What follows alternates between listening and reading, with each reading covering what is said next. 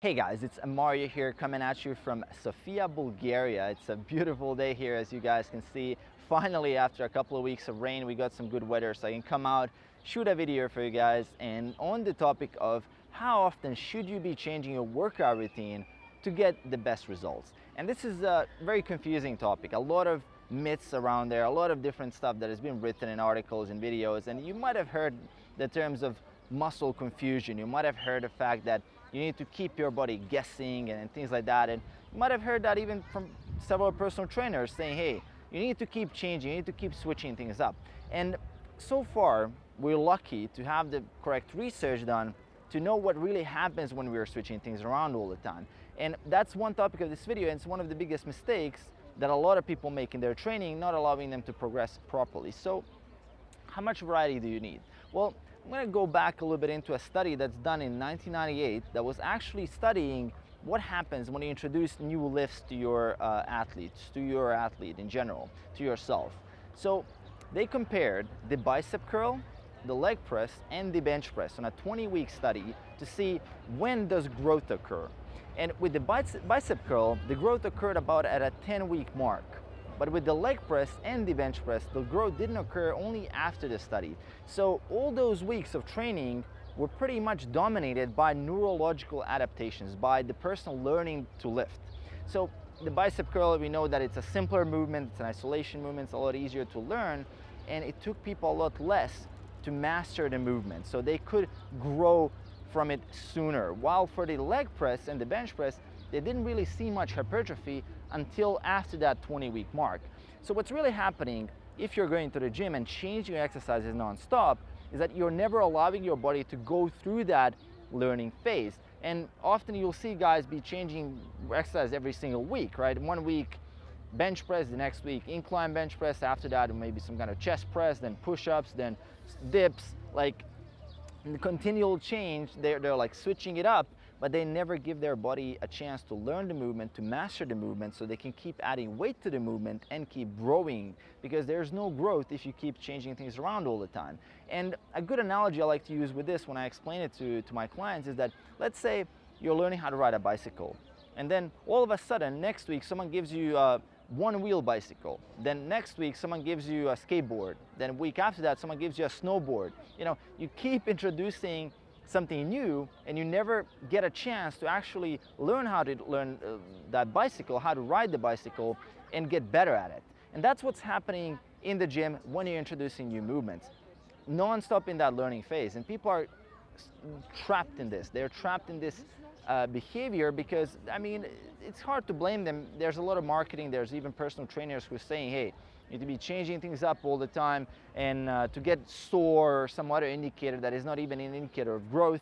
And people often confuse this with actual progress. And what our goal is when we're training as an athlete, your goal is improvement. Your goal isn't to quote unquote work hard or get a sweat or become very, very sore. Your goal is actually improvement, and improvement is what's gonna give you that growth over time. Improvement is the most important component, and by improvement I mean progressive tension overload. That means that you want to be adding weight over time to the bar or using heavier dumbbells, basically progressing in terms of strength. That will ultimately allow you to progress in terms of your physique as well. And most people don't realize this. Most people look for indicators like soreness, or for indicators like how they feel, or how they like feel that they work hard, but they neglect the main component, which is the component of improvement. So don't forget this, put this in the right perspective, and think about next time when you're doing these movements, when you're doing this variety in your training, what is that really doing to you? What is that doing to your body? Are you continue relearning? And what I would say really, the conclusion is you need to commit. You need to commit to a couple of really solid movements that will provide you symmetrical growth, and you want to keep doing those movements until you master them completely, and then you can keep doing them with new weights, and you can keep that variety in a sense of repetition ranges rather than changing the movement completely.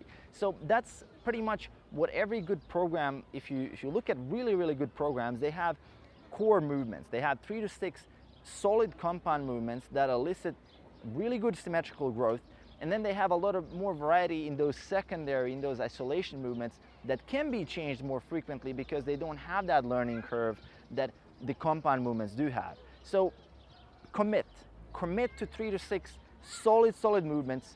And let's say an example for chest, let's say you want to commit to the bench press, the barbell bench press, you want to commit to the incline barbell bench press, and then you choose a third movement that you want to commit to, maybe a dumbbell fly, maybe a dumbbell press, maybe some kind of chest fly. Maybe you want a little bit more variety in that third movement, which can be that isolation movement or whichever one you choose.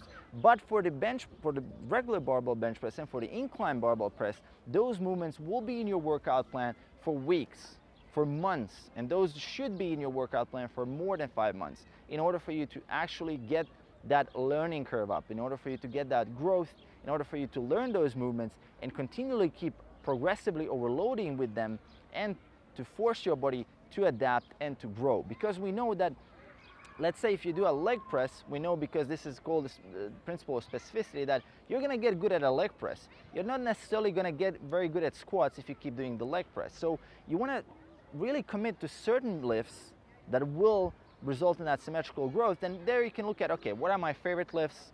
What does my gym have available?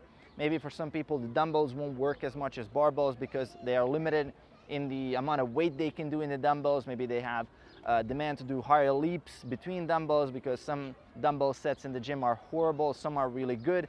And it really depends on what your individual situation is, but you want to commit. That is the bottom line of a workout plan, is to commit to certain exercises, to certain movements, and you want to keep hammering those movements in and out every single week consistently and progress in the amount of weight you're doing, and then keep a little bit more variety in those secondary lifts, which are kind of to fill in those weak areas, those weak points, to fix them, and that's going to result in very symmetrical, quote-unquote optimized growth, and you can change them over time.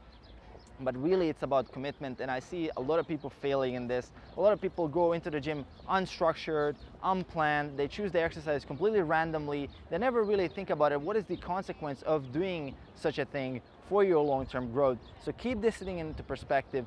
Don't vary too much. Let's say in the scope, if you look back at that study, keep the movement in for at least 20 weeks, even longer. I mean, I keep my movements in for much longer, especially my big core lifts. I mean, I don't change them very frequently. For those isolation movements, I'm a little bit more free. I'm just gonna play around a little bit more, and maybe switch them up, let's say every 6, 8 weeks, every 10 weeks, sometimes depending on the movement. But it's gonna happen basically as I demand, as I need to do. So I hope you guys enjoyed this real quick video here from Sofia, Bulgaria. Really beautiful day, and it's pretty awesome to talk a little bit about you guys from the sunny weather. It's pretty good to be outside to refill those vitamin D reserves as well. So hope you guys enjoyed. Let me know in the comments below if you have any questions on this, and as always, make sure to hit that subscribe button to support the channel, and I'll see you guys in the next one. Peace.